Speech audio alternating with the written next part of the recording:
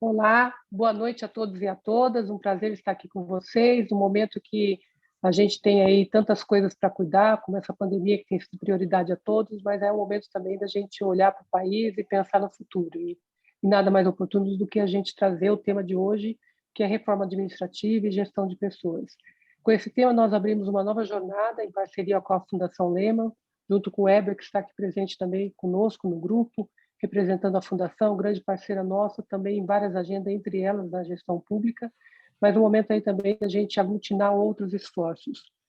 Hoje a gente lança a jornada através de um processo de seleção que foi feito por diversos territórios inscritos, e com muito prazer a gente anuncia hoje os 10 municípios que farão parte dessa jornada, nesse trabalho em conjunto Comunitas e Fundação Lema, sendo eles Abaetuba, no Pará, Aparecida de Goiás, em Goiás, Bezerros, em Pernambuco, Cáceres, no Mato Grosso, Campinas, em São Paulo, território já parceiro, inclusive, dos Juntos, Canoas, no Rio Grande do Sul, Curvelo, em Minas Gerais, Juiz de Fora, em Minas Gerais, outro território já parceiro nosso, Londrina, Paraná, Mogi das Cruzes, em São Paulo, a cidade, a capital de São Paulo, e Timon, no Maranhão. Esses são os territórios que estarão atuando nessa jornada.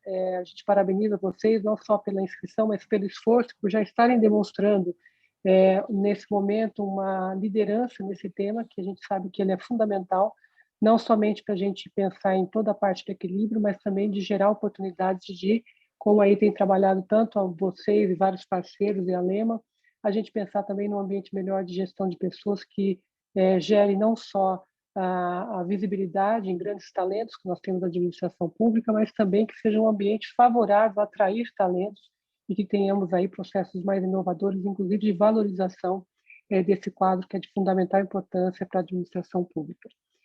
Lançamos hoje também uma publicação que sistematizou toda a experiência da reforma administrativa do Rio Grande do Sul, que vocês terão a oportunidade de dialogar aqui com a secretária Leani, que teve um papel fundamental nessa caminhada da reforma administrativa do Rio Grande do Sul, e também a experiência de Minas Gerais com o Otton, secretário de Planejamento, que está aqui conosco, o governo de Minas Gerais, e com todos os parceiros que trabalharam. Essa cartilha ela fica disponível na rede Juntos, todos podem acessar, mas mais do que isso é um conteúdo que será detalhadamente trocado e disseminado entre o grupo dos municípios que participa da jornada da administração, da reforma administrativa e gestão de pessoas. Com isso, eu passo aqui, gostaria de agradecer muitíssimo aos nossos parceiros que estão conosco nesse debate, começando pelo Weber Stutz, da Fundação Lehman, que não só é parceiro na frente, mas em tantas outras, e tem aí co-criado conosco soluções inovadoras para a educação em várias outras frentes. Renata Vilhena, ex-secretária de Minas e tantos outros cargos importantes que ocupou, mas mais do que isso, tem se dedicado aí com espírito público a apoiar vários governos. Leani Lemas, que eu tenho o prazer de ver como uma grande amiga que encontramos nessa jornada de desafios da administração pública, ex-secretária do Rio Grande do Sul, continua no governo através do banco, mas mais do que isso, continua aí desenhando e liderando várias pautas da administração pública do governo do Rio Grande do Sul. Otto Levi, secretário de Planejamento do Estado de Minas Gerais, grande parceiro nosso, também em várias outras jornadas, e Humberto Falcão, para quem eu passo a palavra, professor da Fundação Dom Cabral e que desenvolve vários trabalhos em parceria com a Comunitas. Então, muito obrigada, sejam todos bem-vindos a essa jornada e que possamos com isso ter uma troca bastante efetiva, eficiente e pensar em políticas, como a gente diz, são de Estado e não políticas somente de governos pontuais, mas que possam gerar cases estruturantes, sustentáveis de mudança da administração pública, pensando sempre que o nosso objetivo é gerar serviços públicos com mais eficiência aos cidadãos. Então, passo ao professor Humberto e sejam todos muito bem-vindos e tocamos assim a nossa noite. Obrigada. Bom, muito boa noite a todos, é um prazer imenso participar desse evento aqui, eu agradeço muito o convite para participar dele e parabenizo aos organizadores do evento. Antes de eu começar a minha apresentação, queria passar rapidamente a palavra para o Weber, eu acho que ele queria fazer brevíssimas considerações antes da gente começar. Weber, por favor. Obrigado, Humberto, boa noite a todos, é muito rápido, eu acho que aqui agradecer a Comunitas, né? Acho que em nome da Fundação Lema, do Humanize, do República.org, na aliança que a gente trabalha nessa pauta, É uma honra ter podido construir isso com vocês, e eu queria aqui saudar, só isso, a parceria da Comunitas, não só pelo trabalho que já faz de longa data junto à gestão pública, mas também por inovar nessa forma de trazer esse conhecimento para os municípios. Eu acho que essa ideia da jornada de replicabilidade e o material elaborado, o guia elaborado, é uma busca em inovar a forma de transmitir esse conhecimento para municípios e buscar novos mecanismos de transferência de capacidade institucional, que é fundamental para fazer essa mudança. É uma honra poder estar aqui representando as organizações da Aliança e um prazer muito grande estar aqui com os estados que a gente tem desenvolvido essas parcerias, assim como outros estados, na implementação dessas práticas de gestão de pessoas que são profundas reformas administrativas e na estrutura do Estado. Eu acho que discutir isso sem o dogma para fazer mudanças estruturais que levem o serviço público para todo mundo é o nosso objetivo, e é um grande prazer estar aqui. Obrigado, Humberto, obrigado, Regina, e já cumprimentei todo mundo, e mais boa noite a todas. É uma sala de pessoas extremamente qualificadas e que contribuem muito para o país. É um privilégio estar aqui com vocês. Humberto, obrigado. Muito bem, obrigado a vocês todos. Bom, muito bem. A minha fala, eu vou começar fazendo uma pequena fala, muito breve e muito desafiadora, porque são muitas questões a serem ditas, né, numa fala muito curta, sobre contexto e o cenário da reforma administrativa e gestão de pessoas no Brasil, de um modo geral, né? Então, a primeira coisa que eu queria dizer é o seguinte: muito embora a gente esteja falando de reforma administrativa, é uma terminologia que acabou surgindo, ela se popularizou, mas, na verdade, o termo significa um pouco mais amplo, uma reforma da gestão pública, tá certo? E até indo mais além dos arranjos de governança pública, quer dizer, o conjunto de organizações que estão no dia a dia envolvidos com o trato de problemas públicos, né? E, em relação a isso, a Comunitas tem uma experiência, sem sombra de dúvida, extraordinária. Então, há transformações que são frugais, que são corriqueiras, que são do dia a dia, né?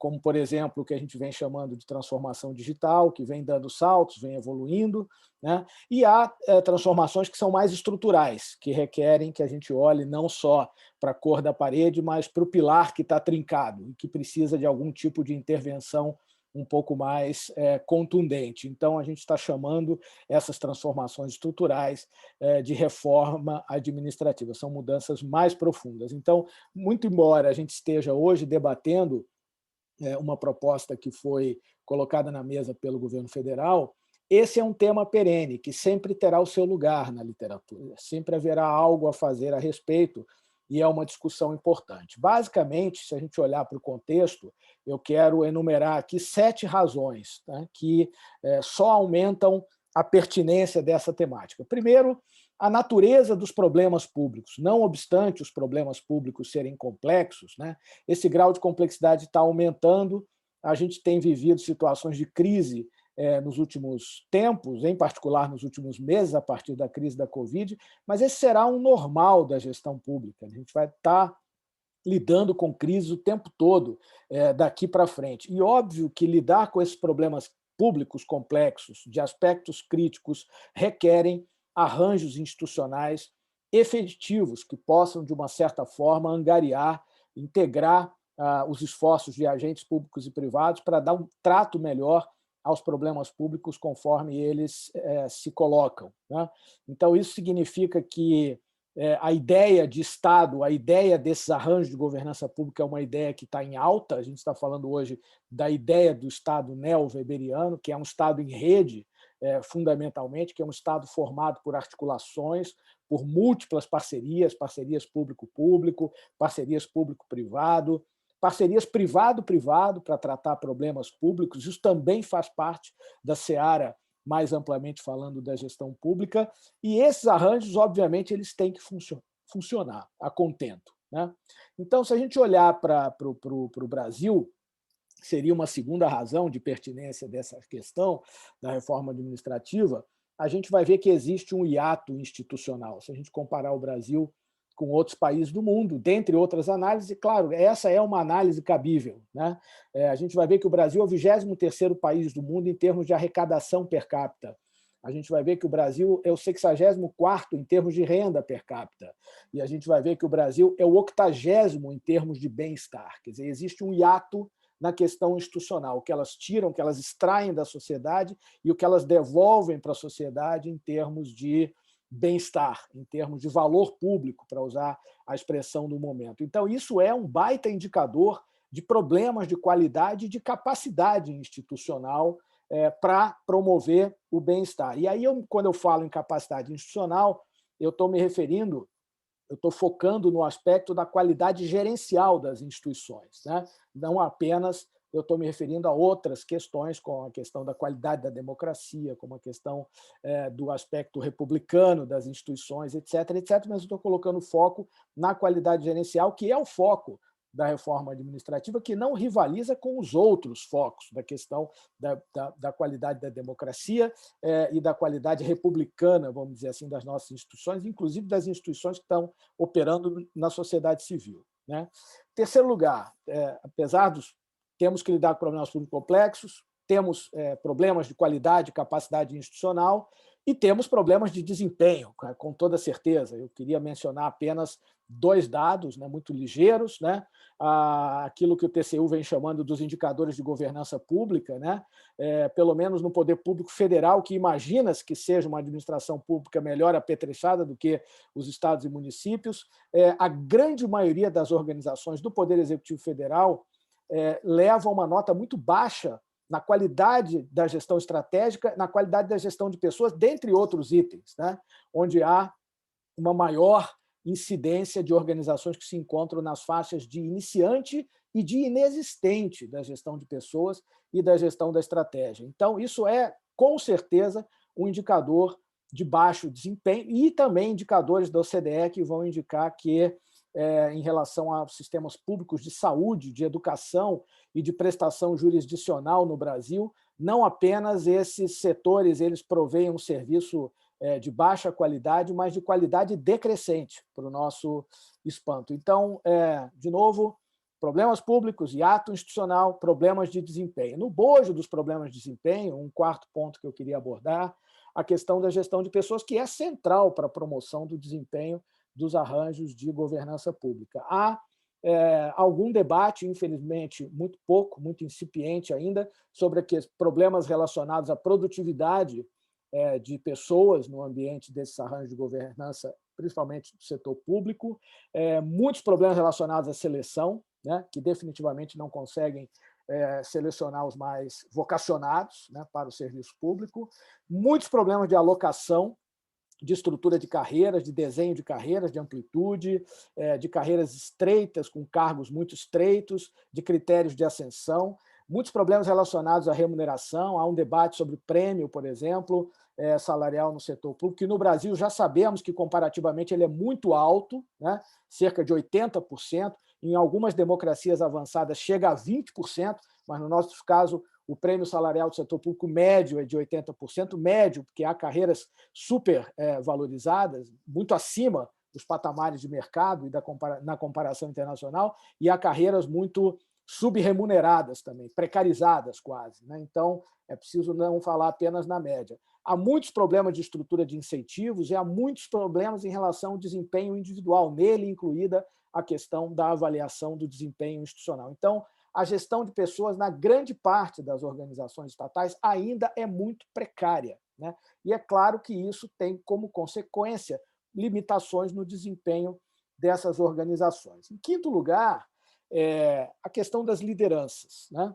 A gente sabe que o modelo de direção pública no Brasil hoje é um modelo semiaberto, podem vir pessoas de fora ou de dentro para ocupar posições gerenciais, mas há muitos problemas de instabilidades, há necessidade de trazer pessoas de fora para compor coalizões de governo, pessoas com baixo perfil ou alinhamento de perfil de capacidades ou de competências para assumir esses cargos, né?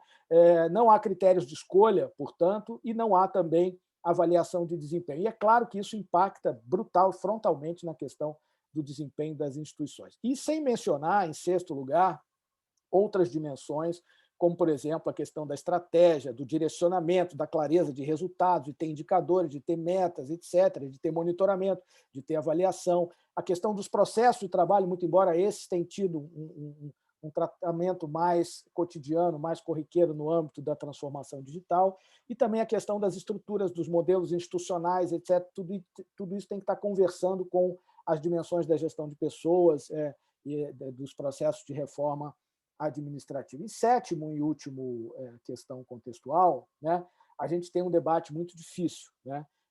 O debate ele é obstaculizado, bom, o tema é complexo, o tema mexe com interesses múltiplos, né?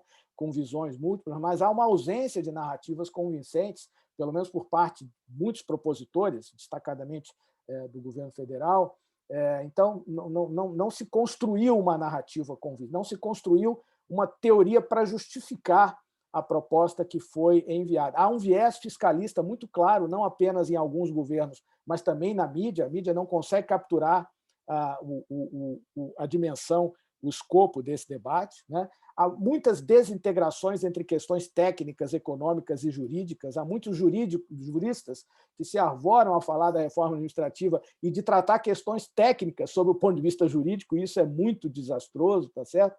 E há reações múltiplas não argumentativas. Há pessoas que são contra porque são contra e acabou, porque estão mexendo com seus interesses e não há razões, não há explicações, não há um debate estruturado fundamentalmente, né, em que pese o esforço brutal que muitos estão tentando para estruturar esse debate. Está aqui presente o Weber, né, no âmbito do Movimento Pessoas à Frente, outras organizações têm tentado estruturar e colocar esse debate de cabeça para cima, e é muito importante que ele esteja de cabeça para cima para que o Congresso possa debater isso da melhor maneira possível, né?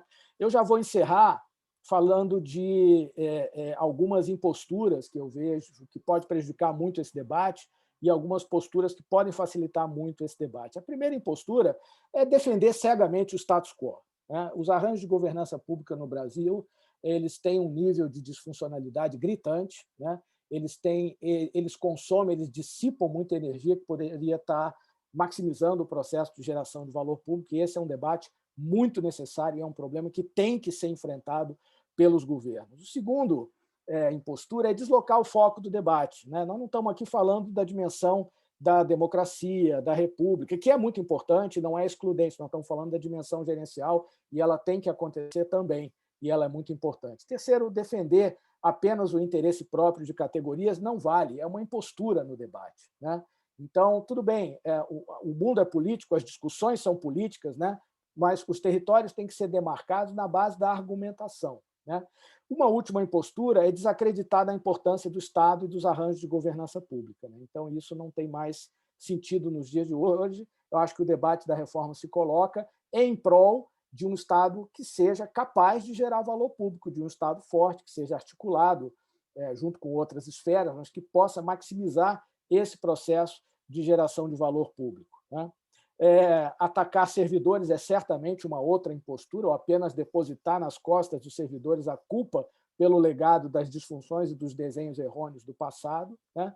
Ou achar que é apenas um problema do governo ou do Congresso. Na verdade, é um problema de toda a sociedade. Eu acho que as posturas corretas são para que nós queremos reformar. Nós queremos reformar para melhorar e para fortalecer, né, a capacidade da sociedade em gerar valor público, em tratar os problemas públicos que estão aí, né? A gente tem que discutir em torno dos problemas, né? Tentar chegar a acordos a respeito dos grandes problemas, as alternativas para solucionar os problemas aqui e acolá, no debate mundial que já existe, que já é fecundo sobre isso, os prós e os contras das alternativas e também como implementá-las, né? Então, essa foi, de uma maneira muito breve, né, muito ligeira, né, uma forma de ver esse contexto do debate, né, do ponto de vista da problemática subjacente, de algumas limitações que a gente está tendo, que está enfrentando no momento, né? E eu tenho certeza que as próximas apresentações elas lançarão muitas, né, luzes no debate, né? E eu encerro aqui a minha fala, né, e eu passo a palavra, então, a doutora Renata Vilhena, que vai nos falar sobre reforma administrativa e gestão de pessoas no contexto municipal. Muito obrigado pela atenção de vocês. Obrigada, Humberto. Boa noite a todas e todas. É assim, uma alegria muito grande poder estar participando desse debate, um debate necessário e que eu acredito da importância das pessoas na implementação das políticas públicas. O tempo é curto, Humberto, fica à vontade aqui para me chamar a atenção, porque eu me empolgo e eu não vejo o chat daqui, tá? Então, pode levantar a mãozinha que eu estou te vendo aqui no canto da tela. Bom, eu vou começar aqui, são 6 telas muito rápidas, mas eu quero citar a professora Cristina Chiome, professora de liderança e desempenho no serviço público, e eu retirei essa frase do documento que está sendo lançado hoje, especificamente na parte 12, na página 12. Eu achei muito interessante porque ela diz que um processo de reforma administrativa e gestão de pessoas são inseparáveis. Nós não podemos olhar só para a questão fiscal, porque senão a gente não vai conseguir atacar todos os problemas de gestão de pessoas de uma forma mais abrangente. Mas, por outro lado, se nós não olhamos para a questão fiscal, nós não vamos conseguir viabilizar o que precisa de ser feito.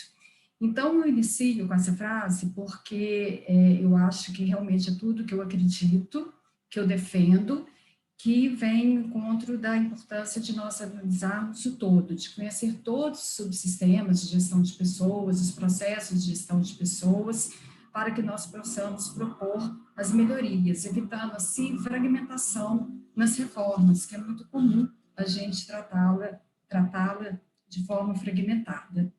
E aí, dessa forma, o primeiro passo é conhecer, né? Não necessariamente um diagnóstico, mas conhecer bem como que é a realidade da gestão de pessoas, por exemplo, como que se encontra a folha de pagamento, os processos de trabalho, todos os subsistemas de gestão de pessoas. E esse estudo da folha de pagamento, que é a maior despesa, né, no nosso orçamento, nos estados, ele merece uma atenção muito especial, porque se nós conseguirmos atacar os problemas de crescimento vegetativo e outros problemas decorrentes da folha, nós podemos criar algum tipo de sustentabilidade fiscal para colaborar na implementação das reformas, né, dos subsistemas, refletindo em mudanças na questão de carreiras, no desempenho, no desenvolvimento e na valorização do servidor. E esses fatores são muito críticos para essa jornada que está se propondo. E nesse momento também a gente identifica, e sabemos disso, que cada ente, ou mesmo internamente a cada ente, nós temos estágios diferentes de maturidade. Isso também é muito bem colocado no documento que está sendo lançado hoje, que é muito importante de ser observado para que possamos ser assertivos, então, nessas novas propostas que vão ser implementadas. Além disso, para que a gente possa implementar todo esse ciclo, essa jornada de reformas que vão desde o provimento, passando pela gestão do desempenho, do desenvolvimento, a valorização das pessoas, a profissionalização dos gestores públicos, é muito importante a gente dar uma atenção especial a essas condicionantes, né? Outro ponto que eu observei que o Rio Grande do Sul teve uma atenção muito grande a todo o processo legislativo, a todo o processo político, a comunicação, mas eu acrescento aqui, até por uma experiência própria, a importância da gente cuidar muito das relações trabalhistas, desse contato com os sindicatos, para que eles se sintam, de alguma forma, parceiros, participantes. É claro que não há concordância por tudo, mas trazê-los para o debate para que a gente possa ter uma facilitação maior na implementação. E eficiência operacional também, porque se nós não tivermos realmente os sistemas, o ambiente, toda essa dimensão operacional adequada, nós podemos impactar negativamente na implementação dessas reformas, né, cujos eixos estruturantes que eu acredito realmente é o desempenho, o desenvolvimento e a valorização do servidor, isso tudo levando aí a melhores resultados e aquisição de melhores habilidades, competências pelos servidores, totalmente alinhados à estratégia governamental para gerar o valor público que o Humberto citou aqui. Ou seja, esses grandes esforços, eles podem, de uma reforma, ele pode ser transformado numa frustração se nós realmente não cuidarmos dessas condicionantes. Bom, esse ponto aqui eu também já discuti bastante junto ao grupo técnico do CONSAD, que é sobre a importância de um RH central, de ter um órgão, uma área central dentro do governo que cuide das políticas de gestão de pessoas. Importante que essa área ela tenha dois olhares bem distintos, um que vai cuidar dessa parte operacional, que a gente está falando, que é essa parte mais cartorial, que vai cuidar muito dos processos, a folha de pagamento, que a maioria das organizações, né, dos estados, tem até, eles estão hoje no estágio mais avançado nessa área, ou às vezes se concentram muito mais na área operacional, mas ter uma área que vai cuidar da unidade estratégica. E eu defendo isso dentro de um órgão central, mas com lideranças distintas, porque são perfis distintos. Aquele perfil que cuida da questão operacional do dia a dia é muito diferente daquele perfil que tem que pensar o estratégico de forma do futuro que nós esperamos dessa jornada. E essa área, ela vai ter, então, os órgãos e entidades como os clientes, né, e o que eu chamo de parceiros de RH, que são as áreas de RH das fundações, autarquias, das secretarias que vão implementar as políticas públicas. Então, eu defendo que a gente cuide muito dessa centralidade para que a gente possa ter um RH central e mais estratégico.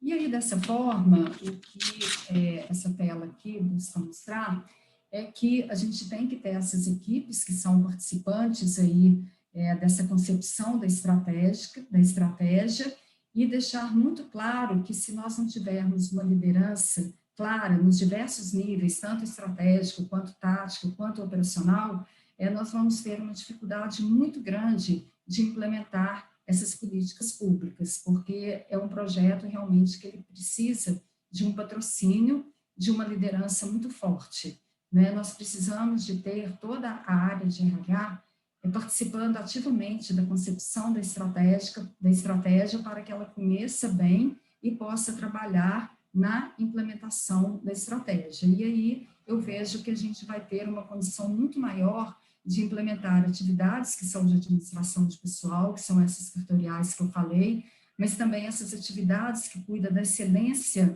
da gestão de pessoas, da capacitação, do desempenho, da valorização, da saúde mental do servidor, que a gente precisa de olhar para ela também, mas ter uma área também que vai cuidar da gestão de pessoas, né, das questões, por exemplo, de planejamento da força de trabalho, de acompanhamento de metas, de acompanhamento da execução dos parceiros do RH, que vai criar uma governança em todo esse processo, e eu diria que até sim ser um órgão que vai um pouco que regular, acompanhar, né, toda a implementação, regulando toda a sua execução.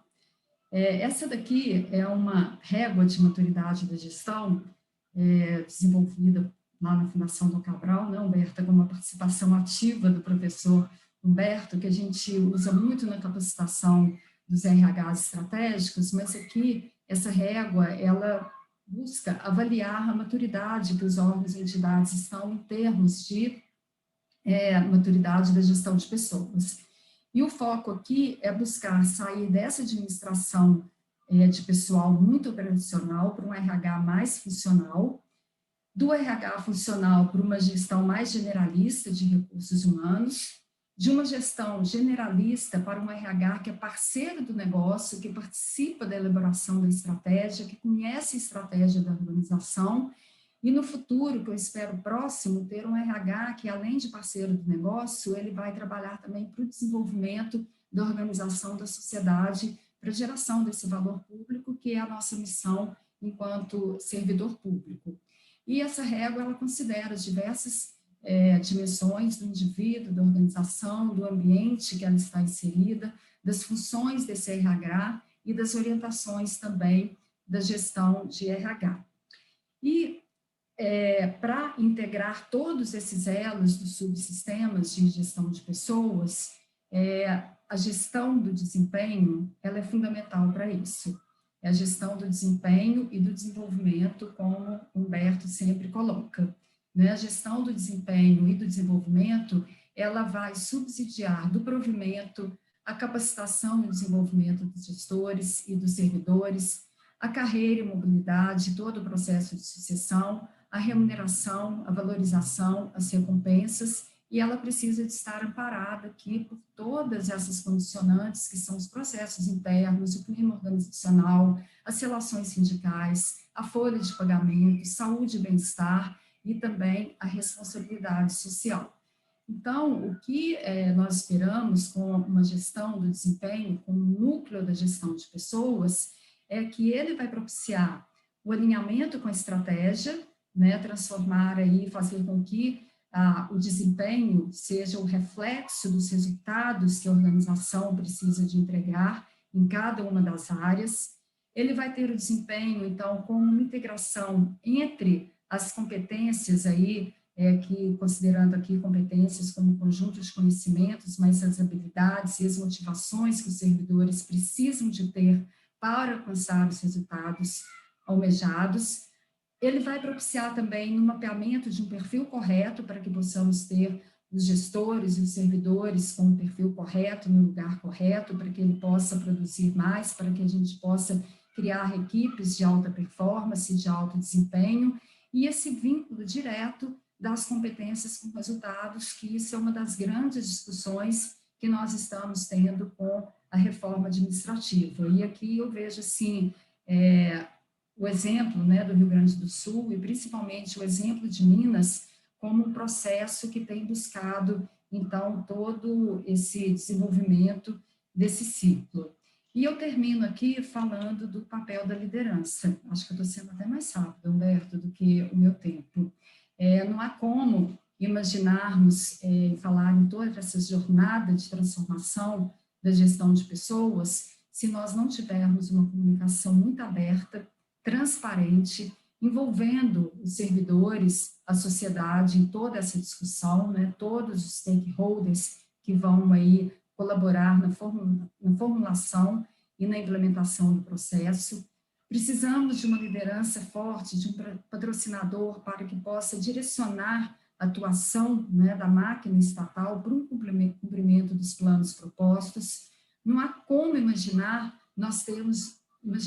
desenvolvimento de pessoas, de servidores, que não estejam alinhados à estratégia da organização. Então, esse alinhamento, esse direcionamento é um papel fundamental das lideranças e ser o grande incentivador da capacitação e desenvolvimento dos líderes. E, para isso, recrutar lideranças, né, nos diversos níveis, como eu disse, estratégico, tático, operacional, com um perfil capaz para liderar esse processo é fundamental. E eu acredito que o Transforma Minas é um grande exemplo para a condução desse processo. Então, aqui são algumas dicas aí nos 10 minutos que foram conferidos, mas que a gente pode tratar depois, de pontos que eu acredito serem fundamentais, ou seja, tratarmos o RH como um grande parceiro na formulação e na elaboração da estratégia, e que não seja somente um RH, mas que seja um RH estratégico, e que a gente tenha uma área que vai cuidar de forma centralizada de toda a formulação e do acompanhamento da execução da política pública, sabendo a importância da operação, mas que essa operação seja direcionada para um foco estratégico, que é o que nós precisamos na área pública. E obrigado, Renata. Espero que eu não tenha extrapolado, que eu tenha ficado nos meus... 3 minutinhos, você passou 3 minutos. Porque eu acho que o mais importante vem agora, né, que são as experiências do Rio Grande do Sul.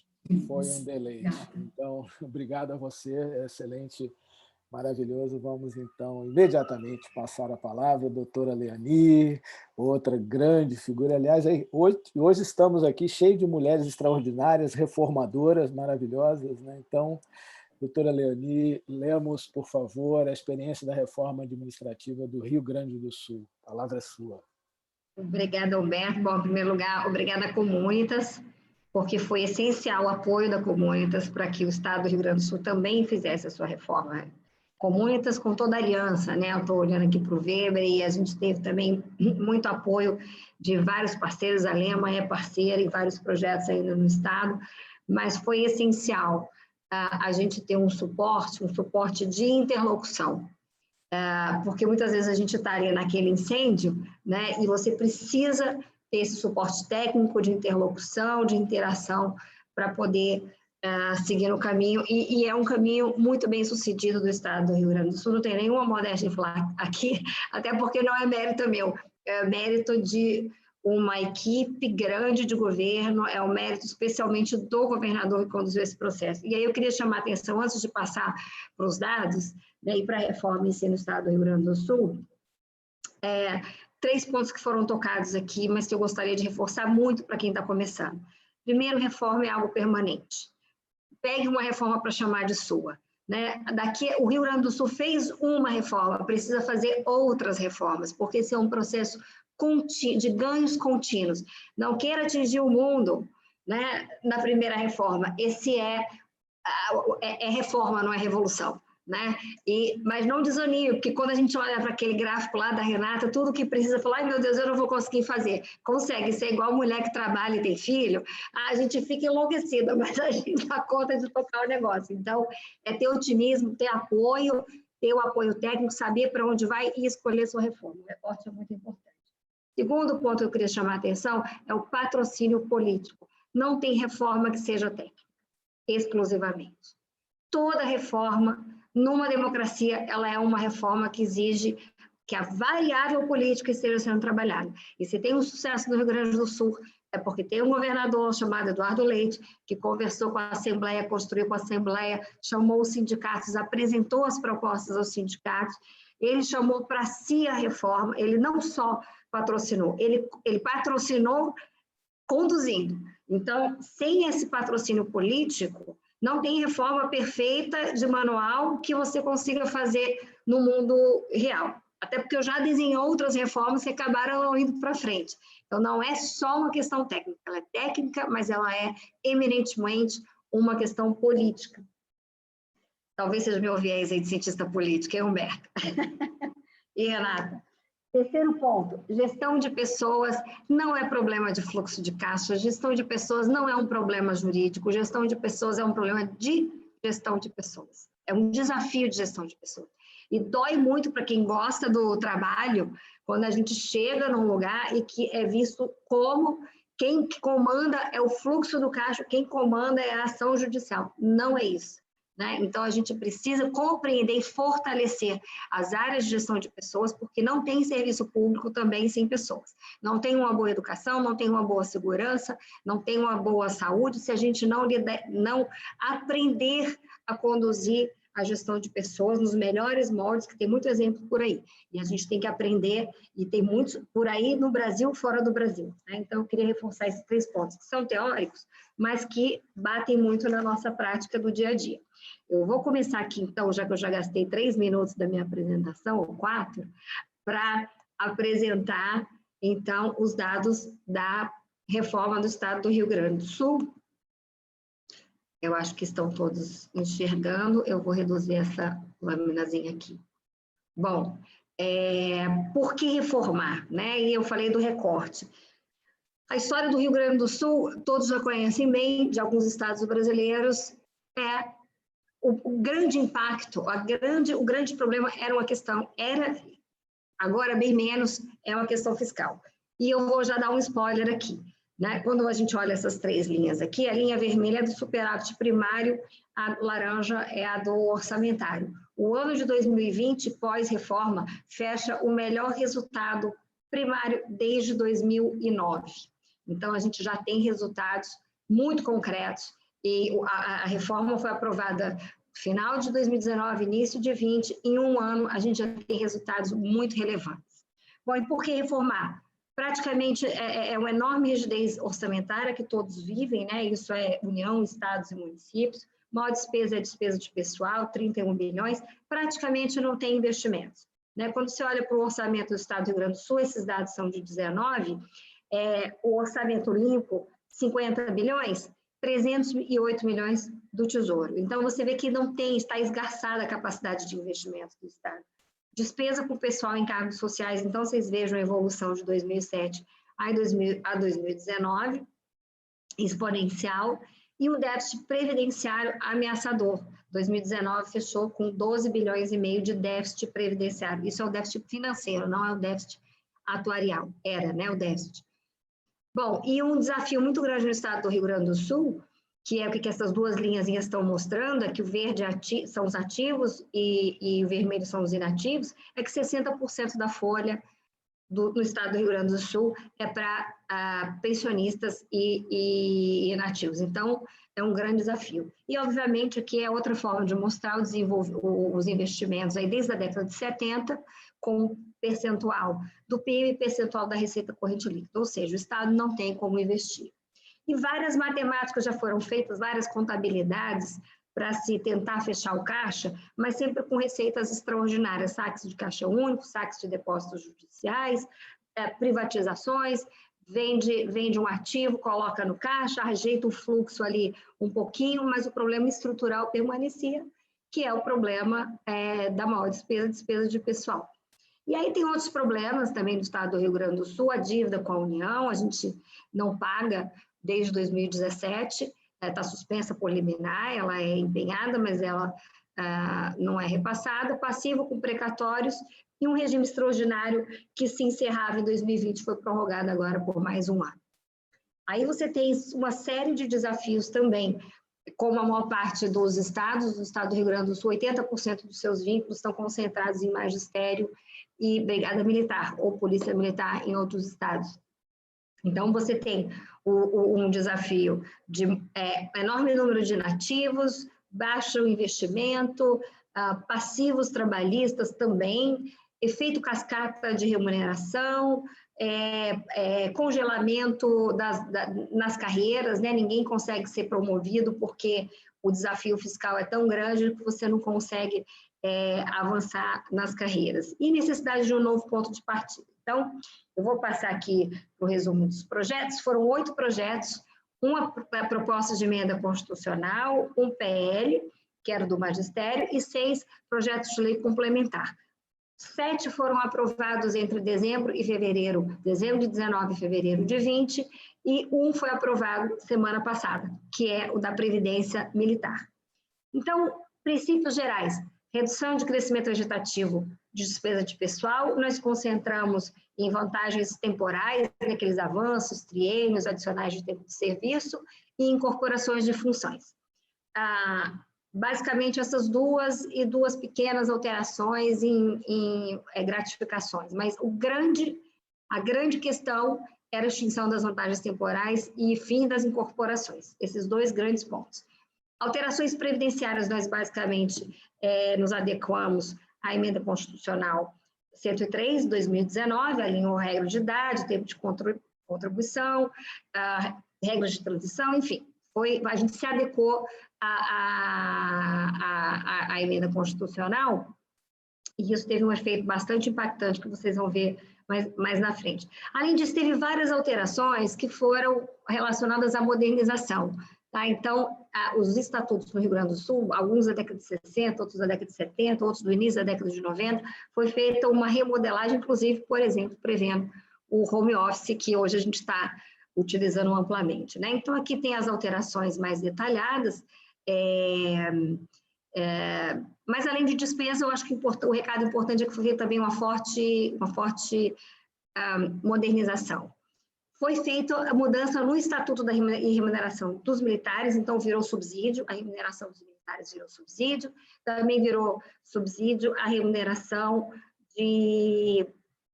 do magistério. Opa, eu acho que eu passei aqui. Do magistério também, né? Eu acho que o mais importante aqui é que tinha uma tabela que era toda vinculadinha, era tudo percentual. A gente desvinculou, fez uma tabela nominal, sem o efeito cascata, e isso deu um efeito bastante grande também. A gente fez alguns ajustes nas carreiras do magistério, mas do ponto de vista fiscal, o mais importante foi o que eu acabei de mencionar. IGP, o Instituto de Perícia, também foi emitida a aposentadoria especial de policiais e penitenciários, e a Previdência dos Militares, que teve até uma discussão no STF, e o Estado do Rio Grande do Sul reafirmou sua capacidade de legislar sobre o tema. Bom, resultados preliminares.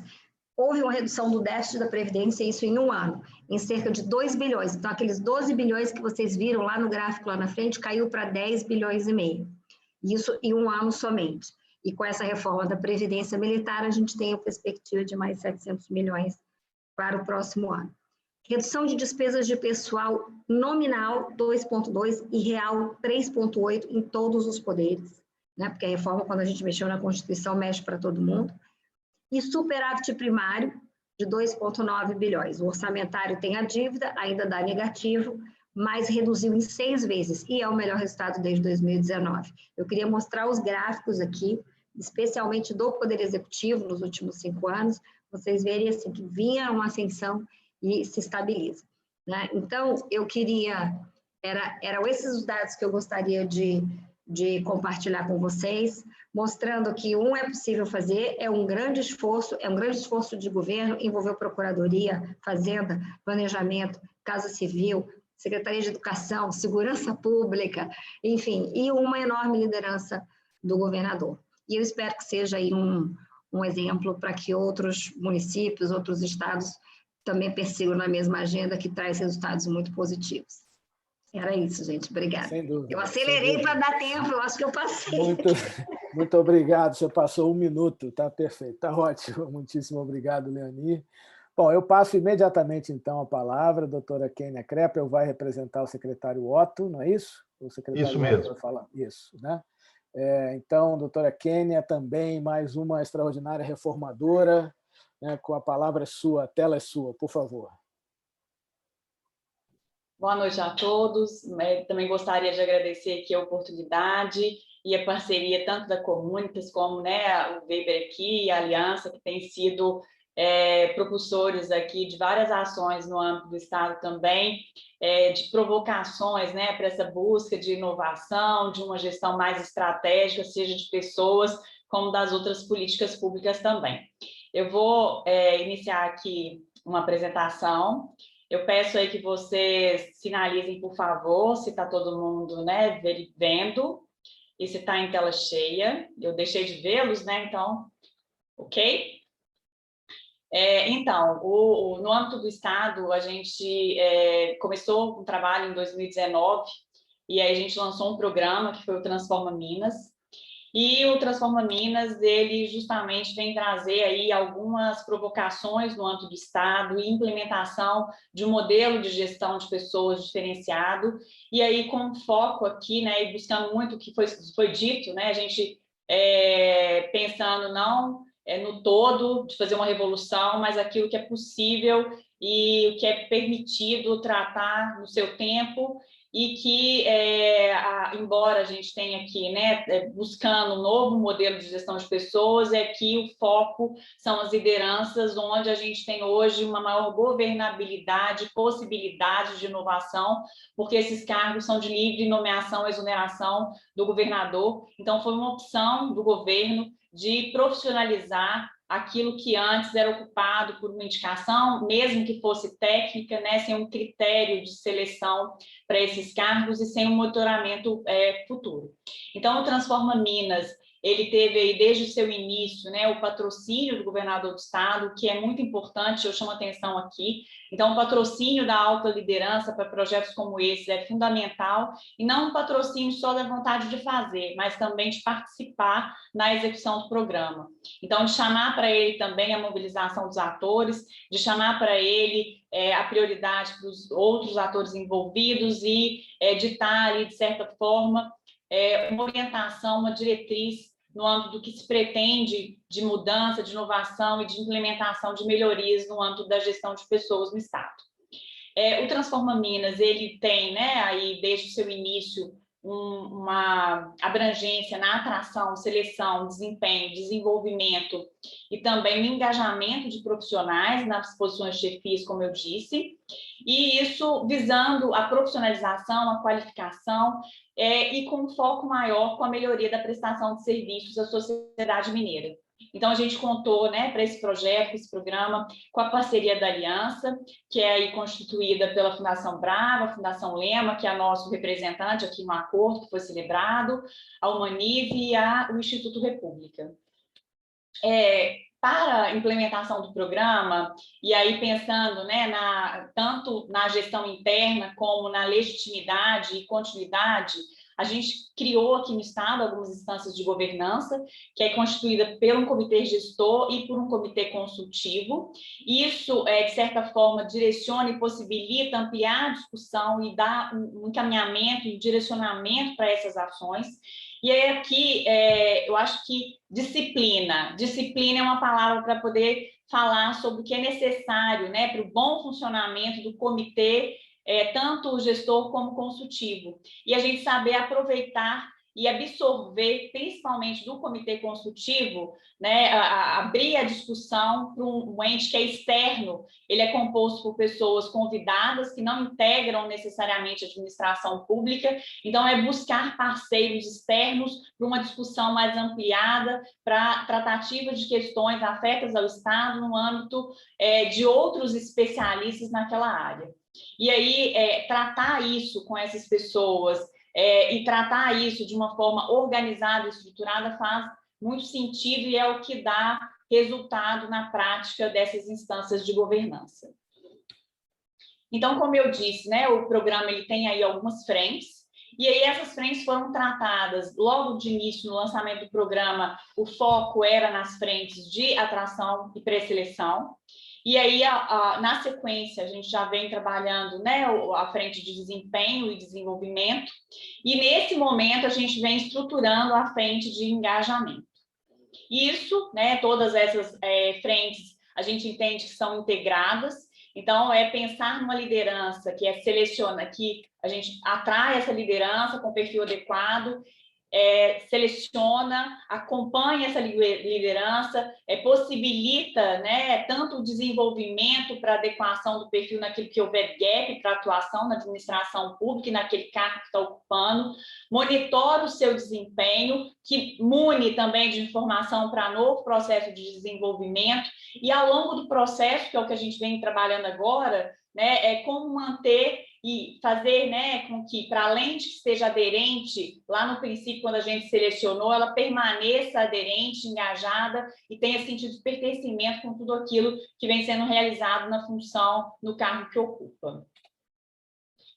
No que diz respeito à frente de seleção, e que a gente foi, né, a primeira aqui trabalhada no âmbito do Estado.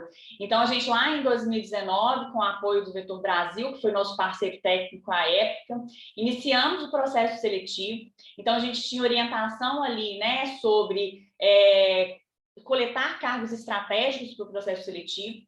E esse processo seletivo ele vem amparado, né, com um dimensionamento que é pensar nas competências para o cargo, nas atitudes para o cargo, nas habilidades para o cargo. Então, identificar um perfil desejado para aquela função. O processo ele é todo amparado, então, num processo de gestão de competência e que tem várias etapas, que é aberto ao público, então, tanto servidores como iniciativa privada, como terceiro setor, está ali apto a participar na maioria das vagas. Algumas vagas especificamente, por causa de legislação do Estado e atuação daquele profissional, são restritas a algumas carreiras, mas mesmo assim, né, foi aberto o processo seletivo para possibilitar que qualquer membro daquela carreira pudesse ser selecionado, e aí de acordo com a sua capacidade para ocupar o cargo. Então, a busca de um perfil mais aderente e com foco na profissionalização. Então, esses são os nossos números, né? Estou passando aqui muito rapidamente, mas a gente já rodou aí alguns processos seletivos, inclusive fora do Estado, apoiando outras iniciativas, mas ao todo foram 203 processos. No âmbito do Estado, a gente teve 191 nomeações para os cargos comissionados. Deste total, cerca de 90% dos nomeados permanecem ocupando o cargo.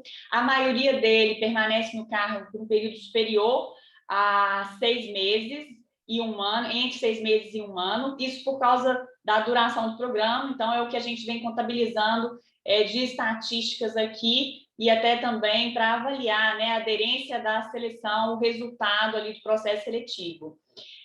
A gente tem, né, o processo, então, implementado hoje em 13 órgãos e entidades, onde alguns ele já se internalizou e institucionalizou, e aí a gente tem uma aderência maior, e o desafio aqui é fazer com que o programa ele também atenda um número maior de órgãos e entidades, que a seleção ela seja oportunizada em cada um dos órgãos. Então, a gente vem trabalhando no âmbito do comitê, né, com o nosso patrocínio aí do governador, quais são as ações para que a gente possa realmente fazer ali o objetivo, atingir o objetivo do programa, que é ter cargos comissionados de alta liderança, todos selecionados e bem aderentes ali às suas funções. Desculpa, gente.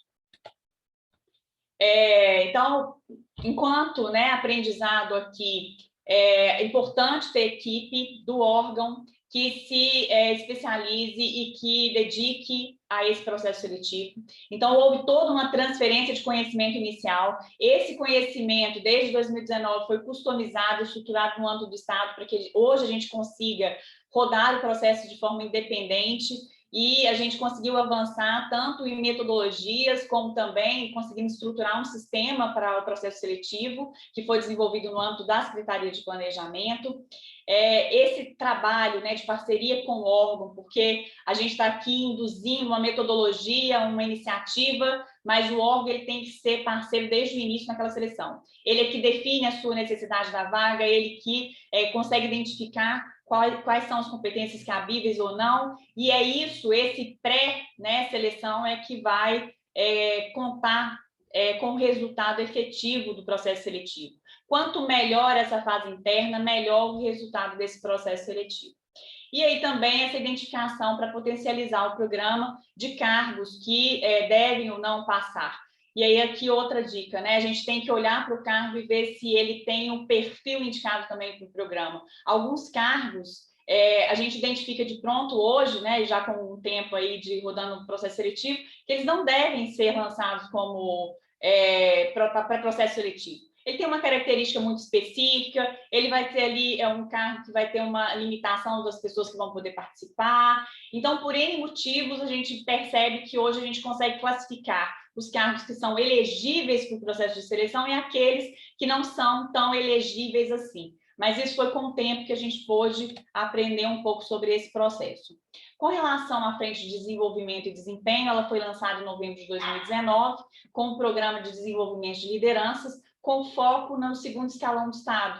Então, aqui o objetivo era acompanhar, desenvolver e avaliar desempenho dos subsecretários, que totalizam aí 55 lideranças de segundo escalão no Estado. Foi desenvolvido em parceria com a Fundação João Pinheiro, e mais uma vez a gente traz para aqui, para o bojo, né, do início desse programa, as competências. E aí a gente fala em competências gerenciais, em competências técnicas, em competências de lideranças. Então, mais uma vez, o programa está amparado, né? E aí essas competências elas estão muito alinhadas também com as competências que a gente trabalha no processo de seleção. Então, a gente tem ali competências definidas e competências que são selecionadas de acordo com cada um dos cargos, e aqui a gente, com essa mesma base, né, buscou desenvolver este programa para essas lideranças, onde a gente teve um módulo presencial com rodadas de especialistas sobre alguns temas específicos daquelas competências, e visou também, né, e aqui acompanhar tanto o resultado como o desenvolvimento de competências desses gestores. Então, a gente tem aí estruturado um plano de entregas que é pactuado com o governador, que vai mensurar o alinhamento de cada um desses gestores com o que é estratégico do governo, aquilo que está mapeado como entrega, como resultados prioritários. Então, a gente mapeou isso no plano de entregas. E, com relação às competências, quais as competências a gente identificava que tinham gaps e que eram necessárias para o alcance desses resultados. Então, cada um buscou ali desenvolver essas competências. A gente tinha programado para 2020 uma rodada já de avaliação, né, desses resultados, que acabou sendo afetado um pouco pela pandemia, e a gente rodou um piloto na Secretaria de Planejamento com os subsecretários da Secretaria de Planejamento.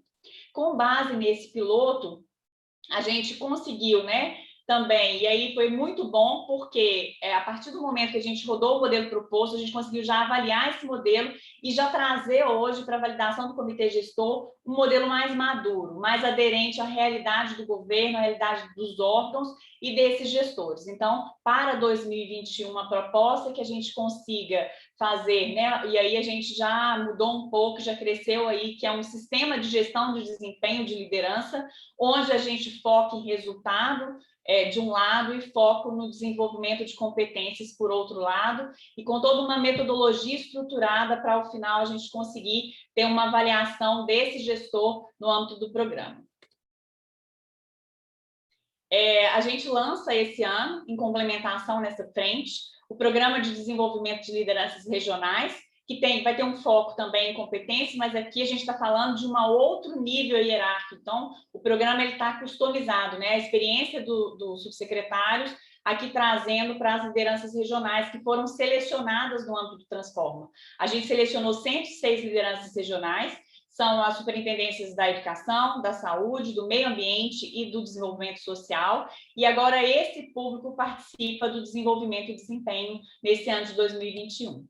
Com relação ao engajamento, é uma frente, né, que a gente começou a trabalhar e estruturar no ano passado, e hoje a gente está aqui com já algumas metodologias em início de implementação para buscar, né, o foco, o público-alvo aqui são todos aqueles que foram selecionados no âmbito do Transforma Minas, e a ideia é acompanhar esse selecionado. Para além de fazer uma boa seleção, a gente avaliar se ele está realmente atendendo aos requisitos, a gente acompanhar o desenvolvimento, acompanhar o seu desempenho e conseguir subsidiar e sustentar um processo, né, de continuidade de desenvolvimento desse gestor para o atendimento das necessidades e dos requisitos daquele cargo que ele ocupa naquele momento. Então, essa, né, a última frente aqui que a gente está trabalhando é a frente embrionária ainda, a gente está sem resultados concretos, mas que a gente espera que realmente possa ser adotado, né, aqui num primeiro momento para os selecionados, mas que a gente consiga avançar também como modelo de gestão para outras áreas, para além desses cargos selecionados no âmbito do transporte. Então, gente, eu acho que era isso, acho que eu cumpri aí a questão do prazo. Muito obrigada. Agradeço mais uma vez a oportunidade. Ótimo, eu que agradeço a fala de todas vocês, falas extraordinárias. Bom, nós temos aqui alguns comentários e algumas perguntas, né? Nós vamos dar início aqui ao processo de diálogo, né, com aqueles que nos ouvem, que nos assistem, e a gente tem aqui algumas considerações e algumas perguntas que eu vou tentar grupar em alguns blocos, né, e pedir a vocês que se manifestem, que façam comentários a respeito, né? Então, o primeiro bloco, lá vai, né, tem a ver com o processo de colocar essas coisas em marcha, né? Então, a gente tem aí uma audiência basicamente de pessoas de municípios, né? E muitos estão se perguntando, ótimo, precisamos fazer uma reforma, como é que essas coisas acontecem, por que essas coisas acontecem, como fazer essas coisas acontecerem, né? Vários de vocês já mencionaram vários aspectos aqui, e nós, quando a gente vai estudar os casos e mesmo participar deles, né, hoje a gente tem um grande interesse em entender o processo, né, que, obviamente, é um processo cuja natureza básica dele é um processo político, porque vai certamente propor algo à sociedade e vai lidar e mexer com interesses, com partes que têm capacidade autorizativa, etc., etc. Mas aí eu então, perguntaria, né, às nossas apresentadoras, né, palestrantes, como colocar em marcha um processo dessa natureza? Como dosar uma questão de abrangência, né? Quando a Renata coloca a questão da gestão de pessoas de uma maneira extraordinariamente ampla, integrada, né? Esse grau de abrangência ligado à maturidade dos modelos de gestão de pessoas. Quando a Leani aborda a questão de como eventualmente focar numa e outra parte e depois você continuar, porque, afinal de contas, tem um aspecto de continuidade, é um processo contínuo que nunca se esgota e jamais vai se esgotar. Quando a Kênia apresenta vários componentes que estão sendo colocados em prática, quer dizer, qual é o papel dos grandes patrocinadores desse processo, né, que articulam questões técnicas com questões jurídicas num processo que tem uma natureza eminentemente política, como construir uma narrativa, como convencer as pessoas. Vamos ficar nesses pontos por enquanto, que a gente já tem bastante assunto aqui, né? Eu vou, então, começar com a Renata, depois a Leani, depois a Kênia. Bom, não temos todo o tempo do mundo, mas seria interessante que vocês pudessem ser o mais breve possível, né? Renata, por favor. Bom, Humberto, como você disse, um processo de reforma ele é contínuo. E, realmente, a gente não consegue implementar tudo ao mesmo tempo, né? A Leani, eu acho que abordou isso muito bem. O que eu defendo muito é a gente ter essa visão de futuro, onde que nós queremos chegar e escalonar isso no tempo. E é um processo contínuo, até porque, acreditem, vocês vão reformar, vão implementar, vão descobrir lá ao final do primeiro ciclo que vai ser necessário algum tipo de aprimoramento, por isso que a gente trabalha muito com as avaliações dos processos, né, dessas implementações ao final de cada ciclo, e a gente muitas vezes também erra, precisa de corrigir algumas curvas aí que não foram tão bem sucedidas. Então, é um processo permanente, temos que ter esse foco estratégico. Eu acho muito ruim trabalhar de forma fragmentada, porque a gente perde a noção do todo. E o ponto que eu coloquei lá no final, que eu acho assim, fundamental, é ter a liderança na implementação. Aqui eu já não estou falando nem da liderança política, que precisa dela, do patrocinador, mas de uma área realmente empoderada para implementar esse processo, porque ele não vai se dar em pouco tempo, né? Ele vai se dar aí ao longo aí de um governo, ou mais de um governo, porque a gente está falando de reformas estruturantes que são muito além, às vezes, de mandato, e que elas envolvem mesmo a reforma de Estado. Então, essa visão de futuro é fundamental. Obrigado, Renata. Leani, por favor. Eu acho que é muito importante a gente, quando tem um projeto, né, saber para onde vai. Acho que o que explica muito do sucesso do Estado do Rio Grande do Sul é que o próprio governador, ele se elegeu como uma plataforma, ele tinha muita clareza do que era preciso fazer. E essa clareza ajuda muito. Então, a clareza e a disponibilidade de fazer todo o processo. Existem várias etapas, né? Alguém estava perguntando aqui como é que o governador, né, como é que o governo fez para negociar na Assembleia. Café da manhã com os deputados, almoço com os deputados, jantar com os deputados, recebe os deputados. Nós, secretários íamos para a Assembleia, né? A gente passava dias dentro da Assembleia, conversando com os assessores, conversando com deputados. O pessoal até brincava, dizia que tinha a escolinha da professora Leani, te levava detalhe por detalhe, mostrava o impacto de cada uma das medidas e, mais importante, o impacto de não se fazer, porque não fazer também tem um impacto muito relevante. E eu acho que muitas vezes os deputados, eles não aprovam medidas porque eles não têm informação suficiente. É difícil a gente ter informação mesmo, é difícil a gente processar a informação, mas é muito importante que isso seja feito. Então, acho que tem que ter a clareza tem que vir de cima.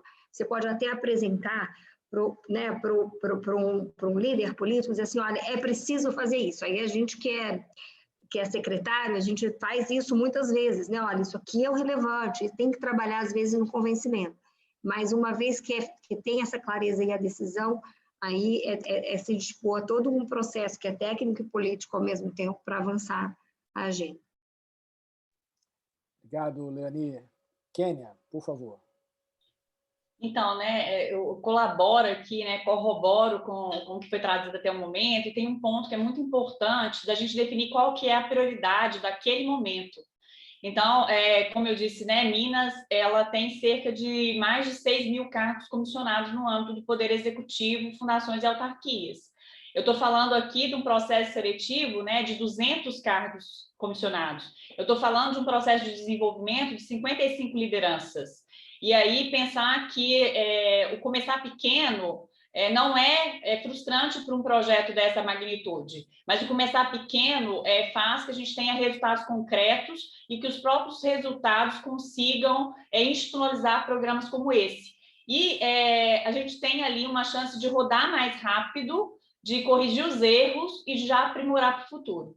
Com relação a essa interlocução, né, foi muito colocado aqui, vi que tinha algumas perguntas, né, da interação com o político, não basta, né, só o patrocínio do governador, essa articulação ela é fundamental e por várias vezes ao longo do processo a gente vem aqui fazendo um processo de comunicação com o legislativo e romper algumas barreiras, e eu trago aqui um caso muito concreto, né, o processo seletivo para as regionais da saúde, da educação, da SEMAD e do desenvolvimento social, ele era um processo amplamente político, né? As regionais elas estão muito próximas de uma política local. Então, essa questão da política ali no ambiente, né, onde são as sedes dessas regionais, muito mais, tem um impacto muito maior do que cargos, talvez, de alta liderança no âmbito da sede do governo. E aí, a partir do momento que o governador decide, né, selecionar esses cargos, a gente teve toda uma interlocução para conseguir vencer, né, vários desafios e barreiras e chegar num processo seletivo que realmente atendesse os requisitos ali propostos, que atendesse a qualificação trazida com o processo seletivo, que atendesse os requisitos de competência, de habilidade, que a gente tivesse um processo ali, uma indicação com base na aderência do perfil do candidato. Não é fácil, mas é uma articulação que ela é necessária até mesmo para obter aí. E a gente continua ainda tendo alguns desafios, né? A gente continua ao longo do programa tendo que fazer essa interrupção constante. Ele só vai, né, a partir do momento que ele vai sendo... E aí é uma mudança de cultura, né? Que mudança de cultura demora. A gente não consegue virar a chave de uma hora para outra.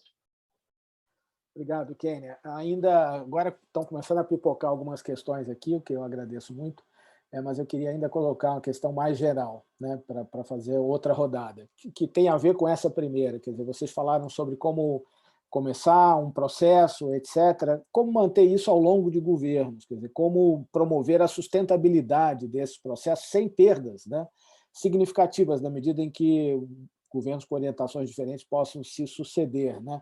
E, junto com essa questão de como garantir uma certa perenidade, uma certa continuidade dessas transformações, como contemplar a questão da avaliação? Vocês chegaram a lidar com essa questão, avaliaram o que foi implementado em termos de melhoria do desempenho de órgãos, unidades, etc. Podemos fazer um trás para frente agora, começar com a Kênia, depois a Leani, depois a Renata? Vamos lá? É muito pertinente isso, Humberto. Eu falei um pouco quando eu dizia que a gente precisa, né? E aí o que tem sido feito em Minas é ter uma equipe na Secretaria de Planejamento voltada para o programa, e é uma equipe de servidores, onde a ideia, né, é justamente formar os servidores e institucionalizar essa política, esse programa, para tentar, né, porque a gente sabe que são vários desafios para que um programa se torne perene e passe aí por várias gestões. Que ele não seja um programa daquela administração, mas que ele seja um programa da administração pública. Quando a gente consegue obter resultados num curto prazo, os resultados por si já favorecem essa perenidade. Mas quando são programas que os resultados ele aparecem com médio e longo prazo, é mais difícil que isso aconteça.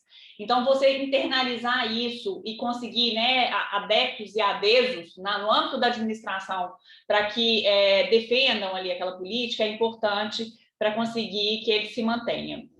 Com relação à avaliação, a gente iniciou, sim, um processo avaliativo, mas ainda sem resultados. E aí, a questão de uma avaliação, né, no âmbito do programa especificamente, do que a gente está falando aqui do Transforma Minas, eu acho que a gente está amadurecendo isso para ter um marco zero, e a partir do marco zero a gente conseguir realmente contabilizar. Na área de gestão de pessoas, a gente tem muita dificuldade de ter indicadores claros e elencar esses indicadores com resultados e com performance. Então, é um desafio grande no âmbito de gestão de pessoas, a gente ter essa clareza, né, do impacto ali de uma ação e de performar aquela ação. Kênia, obrigado. Leani, por favor. Roberto, se eu entendi a tua pergunta, deu uma cortadinha aqui, é sobre perenidade dos programas como garantir que esse processo continue com governos com, eventualmente, orientações diferentes, né? Eu acho que, no caso específico do Rio Grande do Sul, a gente tem o impacto imediato, né? Então, isso daí é difícil agora ser revertido, porque você consegue enxergar, medir, mensurar de uma maneira muito objetiva. Eu acho que o grande desafio, num caso específico como esse, é a evolução, é não parar. Né? É a partir de agora você olhar para outros elementos, da mesma prioridade para outros elementos. Vamos olhar agora para a gestão de pessoa, do ponto de vista de vamos recrutar melhor, vamos desenvolver as pessoas, vamos buscar formas de avaliação que sejam eficientes, né? Vamos olhar para o cliente, para quem usa o serviço público e ver o que é preciso alterar. Eu acho que dependendo a perenidade aqui no caso, a perenidade de uma agenda de reforma administrativa, reforma do Estado, ou como você bem disse, reforma para a gente ter a melhora do serviço, né? A qualidade do serviço público. Eu acho que esse é o grande desafio agora. Muito bom. Muito obrigado. Renata, por favor. Eu acho que a pergunta da sustentabilidade é a pergunta de $1 milhão, né? Quisera eu conseguir responder isso. mas tem alguns pontos que eu acredito muito, que eu acho que são muito necessários. A primeira coisa, ela vem da construção conjunta. Eu não acredito numa reforma na área de gestão de pessoas que é imposta. A gente precisa de trabalhar, construir com as pessoas para elas internalizarem o significado daquela reforma, o que está valorizando ali cada um dos servidores, é o sentido que aquilo faz, né, para o desenvolvimento individual, que vai levar ao desenvolvimento da organização, no sentido de valorização mesmo. Eu concordo que é muito importante essa evolução, né, tem um caminho, uma jornada, eu gostei muito aqui do nome, né, da jornada para a reforma de gestão de pessoas, porque não vai se conseguir fazer tudo ao mesmo tempo, mas se trabalhar isso com ganhos, mesmo que pequenos, imediatos, com muita transparência, isso é importante para essa sensação de pertencimento.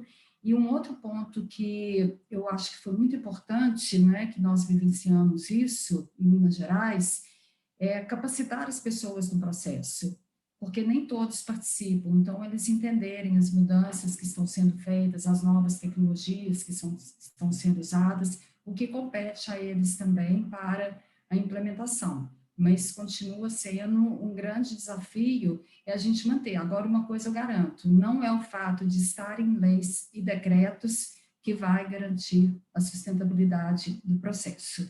Isso eu afirmo para vocês, pode mudar a Constituição.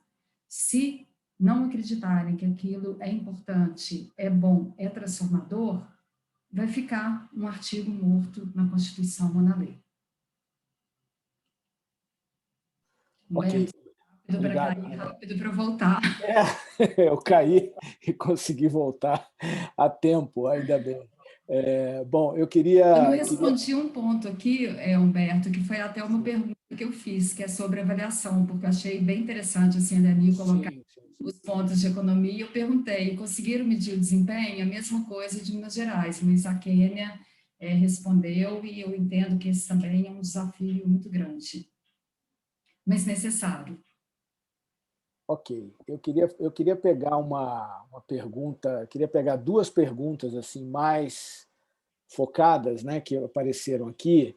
A primeira é uma pergunta da Célia, que ela assim pergunta assim: é muito difícil encontrar uma literatura específica de gestão de pessoas do setor público, né? Planejar as carreiras é um desafio. O que vocês recomendam para os municípios onde os cargos são muito obsoletos e os salários muito baixos, né? Então, acho que essa é uma pergunta que dialoga diretamente assim, com uma realidade da maioria dos municípios do Brasil. O que vocês responderiam? Vamos fazer de novo, começando pela Renata, até chegar na Quênia. Começa comigo? Eu não ouvi. Opa. Por favor, sim. Tá. Bom, esse é um ponto que a gente precisa de ter muita atenção, e é um ponto que é muito caro para nós na Fundação Dom Cabral, né, Humberto, que é fazer propostas que estejam totalmente alinhadas à maturidade e à realidade de cada local, porque senão a gente pode apresentar algo que é maravilhoso, que é, assim, transformador, mas que não cabe naquele município. Então, por isso que eu gosto muito dessa questão de entender o que existe, traçar onde quer chegar, para ir definindo as etapas, e assim, sem desistir, gente, é importante fazer, e de forma simples, porque eu vejo que tudo que a gente tenta complicar na área pública vai dar errado, então precisa de ser simples, para que as pessoas entendam também os benefícios e a forma de implementar. É importante, sim, rever os cargos que estão obsoletos. Eu não vou nem falar aqui de que ano que é o Estatuto de Minas Gerais, eu só fiquei um pouco mais confortada quando eu vi também algumas legislações do Rio Grande do Sul. Então, tem não só cargos, mas tem doenças que elas já saíram do cardápio, já chegaram outras novas, e que a gente precisa de evoluir junto, porque se a gente quer pessoas estratégicas, preparadas para a implementação das políticas públicas, então a política de gestão de pessoas também tem que dar condição para isso. Então, fazer de forma que caiba na maturidade e no que existe aí do seu município de capacidade de implementação. Obrigado, Dani. Eu vou na mesma linha, né? A gente tem que trabalhar com a realidade dada. Claro que ter ambição é importante, você, né, olhar para frente e pensar o que é que poderia ser feito, tem que ter metas ousadas, né? Tem que ambicionar um pouco, mas a gente trabalha com a realidade, gente. Então, às vezes, tem situações que a gente vai ter que lidar, que é o que temos para hoje, né? Então, eu acho que para a gente até evitar quem está na liderança, quem está ali na operacionalização, lidar com a frustração que é também a gente saber que poderia ser mais ambicioso, que dá para fazer mais, mas que ali as condições naquele momento não permitem. E aí criando as condições. Eu queria só dizer mais uma coisa, que não sei se tem tanta relação com a pergunta, mas que é super relevante, que é assim, a gente tem que achar as pessoas talentosas e motivadas, e que querem fazer mudanças, né? Porque sempre tem essas pessoas, e às vezes essas pessoas estão escondidas, essas pessoas estão espalhadas, e uma parte, inclusive, de ajudar a fazer esse diagnóstico, de ajudar a fazer a mudança, vai vir de pessoas que estão dentro, que são pessoas muito capazes, muito talentosas e engajadas, né? O setor público tem gente muito vocacionada, então eu acho que é montar equipe com essas pessoas é algo que ajuda muito a fazer um bom diagnóstico, a seguir com a meta correta, do tamanho correto e perseverar aí ao longo do caminho. Obrigado, Leani. Kênia, por favor. Beto, eu posso completar uma coisa aqui antes da Kênia? Por favor. Em relação à legislação, porque realmente a gente tem uma carência muito grande, né, disso, mas eu quero ressaltar, vendo o Weber aqui na minha frente, né, esse trabalho maravilhoso que a Aliança e o Vamos está, né, fazendo com benchmarks maravilhosos aí, em termos de carreira, em gestão do desempenho, do desenvolvimento, de liderança. Gente, ele está aqui. Então, uma grande referência aqui que vocês podem buscar é no movimento Vamos. Isso aí. Kênia, por favor. Posso só roubar um segundo, fazer uma autopropaganda, né? Passo para a Kênia, que tem mais competência para falar do assunto. Com certeza. Mas é que eu acho que tem essa questão da bibliografia e do conhecimento, é um desafio no Brasil. E acho que é um trabalho que a gente começou lá em 2017, até junto com o Comunitas de novo, essa parceria de longo prazo. Eu acho que no último ano se consolidou na congregação de vários setores, academia, governos estaduais, governo municipal, governo federal, sindicatos, terceiro setor, uma coalizão que foi crescente e que se conflagrou no movimento Pessoas à Frente, que reúne aí pessoas que estão discutindo as reformas administrativas, como colocou a secretária Leani. Reforma não acaba, você sempre tem o que fazer para melhorar o serviço público. E a ideia desse movimento é um movimento que nós no Vamos estamos ajudando a se estruturar, mas que ele é independente. E aí eu acho que no sítio do movimento, o pessoal fala que sítio é coisa de velho, mas no site do movimento, que eu coloquei aqui no chat, tem uma biblioteca e tem muita sistematização de material sobre gestão de desempenho, sobre carreiras, sobre unidades centrais. A gente está fazendo várias pesquisas ainda em andamento e muito do trabalho que foi consolidado pelos estados. E aí a última coisa que eu quero falar, que tem perguntas aqui da importância da liderança política, da importância dos parlamentares. Eu queria ressaltar a importância das pessoas que estão aqui nessa sala, de Kênia, de Leani, de Otto, Renata, quando foi secretária, Humberto. A liderança técnica do processo, a liderança política intermediária, ela é fundamental. Então, os secretários também comprarem esse papel, não só no convencimento e no conforto das condições para o prefeito e para o governador poder avançar, mas também de conseguir ajudar a desenhar essa clareza. Né? A gente tem muita mania de olhar para cima e falar, pô, lá não está indo, mas é o papel que essas pessoas cumpriram, que eu tenho o privilégio de poder estar acompanhado de perto, que transformou em realidade muito do que está no guia e muito mais.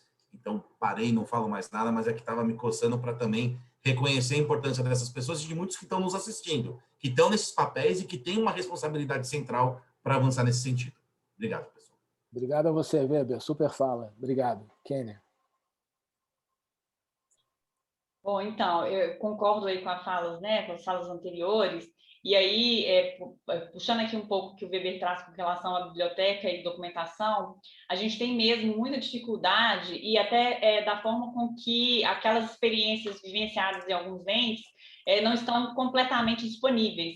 Então, alguns movimentos, né, e alguns, inclusive, assim, desdobramentos que vêm sendo realizados e promovidos aí, no âmbito das instâncias administrativas tanto federal, dos estados, e também essa promoção agora para os municípios, eu acho que vai fortalecer muito a disseminação de boas práticas e experiências, porque quando a gente busca literatura, né, a gente tem mesmo muita dificuldade, e aí estruturar os processos internos e documentar isso é importante para até compartilhar.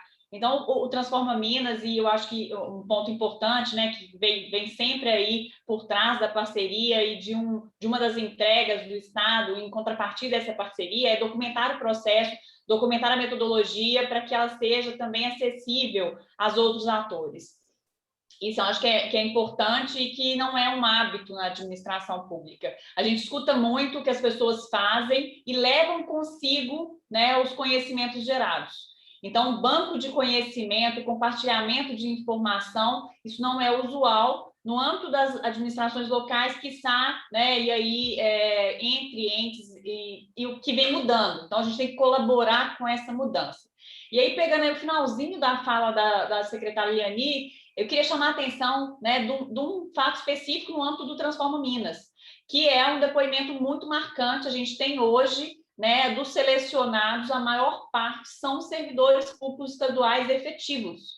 E muitos deles, né, relataram ao longo do processo, em alguns acompanhamentos posteriores ao processo seletivo, é que se não tivesse havido o Transforma Minas, se não tivesse havido o processo seletivo, eles nunca seriam ocupantes dos cargos que ocupam hoje.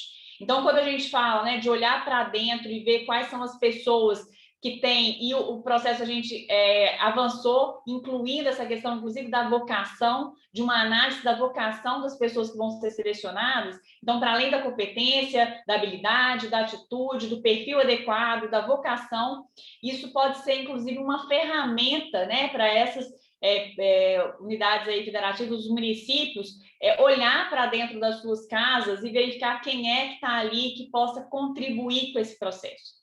Com relação aos processos de carreira, eu acho que o que é possível nesse momento, reforço essa fala aqui, tanto da Renata como da Liani, a gente não pode pensar que é um processo único e que o que é possível naquele momento não tem que sofrer evoluções. A gente teve aqui, né, várias discussões no âmbito de carreira, de remuneração, e essa discussão continua, e a gente está longe de chegar no modelo que assim, olha, que modelo bacana e finalizado. Ele é um processo contínuo e que tem que ser feito um recorte naquele momento do que é possível. Muito bem, a gente já está chegando aqui no período crítico do tempo, né? Eu vou começar aqui uma rodada de considerações finais, começando pela Liani, porque eu sei que ela vai precisar sair, né? E é uma pena, a gente, pelo menos, dentre várias, duas super perguntas aqui, uma do Zé Henrique sobre estabilidade e outra do Rafa Leite sobre a questão da integração entre unidades centrais e unidades setoriais de gestão de pessoas, né? Mas, assim, talvez se depois vocês puderem se manifestar via WhatsApp ou coisa que o vale, a gente não vai ter tempo, talvez, se puderem, quiserem, resumidamente, relampagamente, nas considerações finais, colocar alguns pensamentos sobre isso, né? Então, vamos fazer uma rodada já de despedidas aqui, Liani, por favor.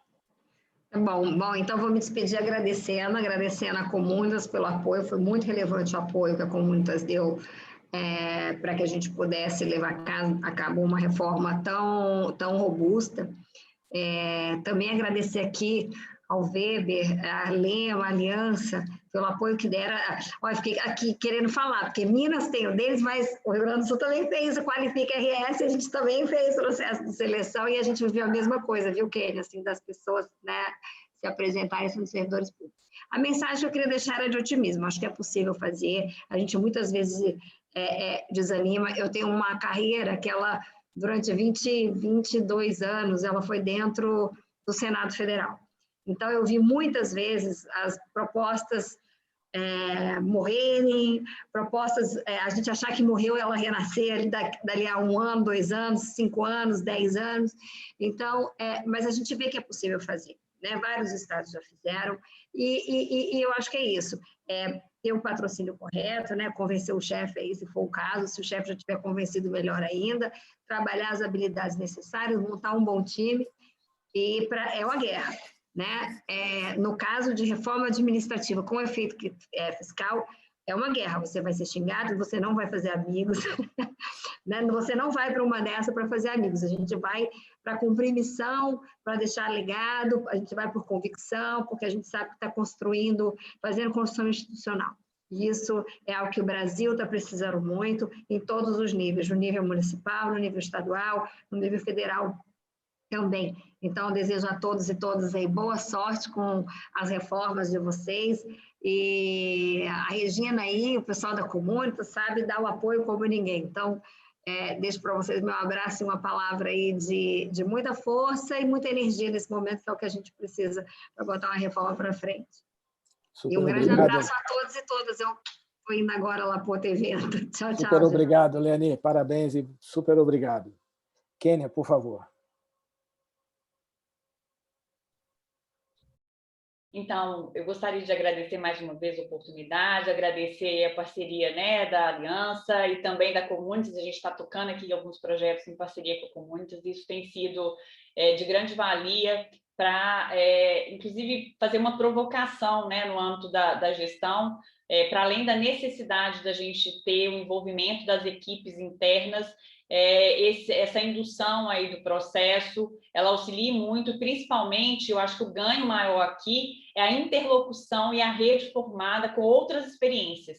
E aí eu falo um pouco aqui do RS Qualifica, né, que a secretária acabou de mencionar. Então, a troca de experiências em processos semelhantes que está rodando em Minas, ele é engrandecedor, porque a gente traz aqui algo que deu certo lá e, da mesma forma, compartilha, né, todos os desafios e o que também, o positivo e o negativo, para fazer um programa melhor. Então, essa rede, essa troca de experiência e essa interlocução aí entre outros entes e outros atores, ele é muito importante. E aí, na hora que eu falo isso, eu já pulo aqui, né, para uma questão mais local.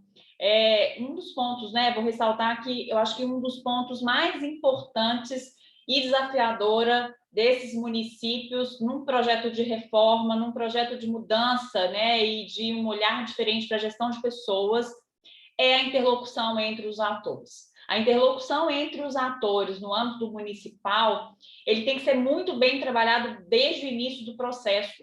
Porque se a gente está falando aqui de atores no âmbito estadual, a gente está falando, sim, de atores, da interferência desses atores, mas é mais macro. No município, essa interferência, governabilidade, a articulação, ela é muito mais próxima, às vezes. Né? Dependendo do tamanho do município e da forma de atuação daquele município, como está hoje instituído o executivo, o legislativo, essa interface, essa interação, ela pode tanto tornar o projeto muito bem, ele faz prosperar, como também ele faz, de partida, interromper ali qualquer processo evolutivo e de reforma. Então, conhecer bem quais são os atores e envolver esses atores desde o início, entendo que é o principal passo de sucesso no âmbito municipal. Ok, muito obrigado, Kênia. Vamos, Renata, por favor. Vou ser muito breve. Eu quero agradecer a Comunitas, ao Movimento Pessoas à Frente, Aliança Vamos, por estar liderando esse movimento, né, de transformação da gestão de pessoas na área pública, por acreditar que as pessoas fazem diferença na área pública. Eu sou de uma geração de servidora pública que a gente já foi muito estigmatizado como servidor que não tem compromisso, que não está engajado, e eu, mais do que ninguém, sei que sem o engajamento e todo o esforço e desempenho dos servidores públicos, resultados nenhum são alcançados. Então, esse papel que vocês lideram hoje no Brasil é fundamental para o apoio dessa transformação que a gente precisa tanto. E obrigada, né, por poder fazer parte também. Muito bem, obrigado a vocês todos. Agora eu queria apresentar os meus agradecimentos, né, por ter podido participar dessa sessão extraordinária aqui, ouvir essas falas maravilhosas, né, e parabenizar a Regina, a Comunitas, por ter organizado esse evento, por estar apoiando esses municípios, né, tudo isso é muito importante, é possível, a gente pode e precisa avançar muito, né, e a gente já tem avançado, já tem acumulações, eu acho que a gente tem muitas razões para ser otimista, tá certo? Então, parabéns aí pelo teu trabalho, Regina, pelo trabalho do Comunitas, e eu passo a palavra, eu acho que é você, para fazer o encerramento formal, né? Mais uma vez agradecendo a oportunidade por ter estado aqui com vocês nessa noite. Muito obrigado. Bom, vou aproveitar e encerrar então aqui, Humberto, no lugar da Regina. A Regina está em dose dupla ali em outra agenda e ouvindo a gente, mas eu estou trocando com ela. Acho que foi um debate belíssimo. Eu, Regina, enfim, toda a equipe da Comunitas tem muito para agradecer para vocês, assim. É sempre bom ouvir vocês, é inspirador. Acho que a gente está com um time aqui de peso, como o Humberto falou no início, e com certeza vocês são bastante inspiração para a gente. Preciso agradecer também todo mundo que participou do encontro hoje. A gente teve mais de 112 participantes em determinados momentos, e lembrando que a gente teve participação de todos os representantes dos municípios selecionados da jornada. Então, a gente selecionou 12 municípios, hoje é esse primeiro encontro, e, na verdade, a gente tem aí um processo de longos e árduos 3 meses de trabalho bastante intenso. Então, assim, queria aproveitar até para dar boas-vindas a toda essa equipe que vai trabalhar com a gente agora, a partir de hoje. E agradecer 2 líderes da nossa governança que estão sempre com a gente, participaram hoje do encontro, o Doca e o Carlos. O Carlos trouxe até, o Carlinho Gereissati, do nosso núcleo de governança, estava trocando aqui com a gente e trouxe uma coisa importante. Ele falou assim, é importante a gente valorizar também a construção de uma boa narrativa. A gente precisa fazer com que a sociedade civil entenda a necessidade desse controle, desse limite para o pessoal, enfim. E como a gente estava muito próximo, né, das ações do Rio Grande do Sul, a gente soube também da importância dessa construção de uma boa comunicação e um empenho, enfim, em controle social. Então, acho que era essa a mensagem que ele queria deixar. E a nossa daqui é muito obrigada, eu agradeço a todos vocês. Acho que é um processo muito importante que a gente está fazendo agora, e a gente não conseguiria fazer isso sem o apoio de todo mundo. Agradecer ao Weber, enfim, é isso, gente. Muito obrigada, boa noite. E a gente está aqui. Tamo junto. Obrigada. Boa noite a todos. Obrigado. Boa noite. Obrigada.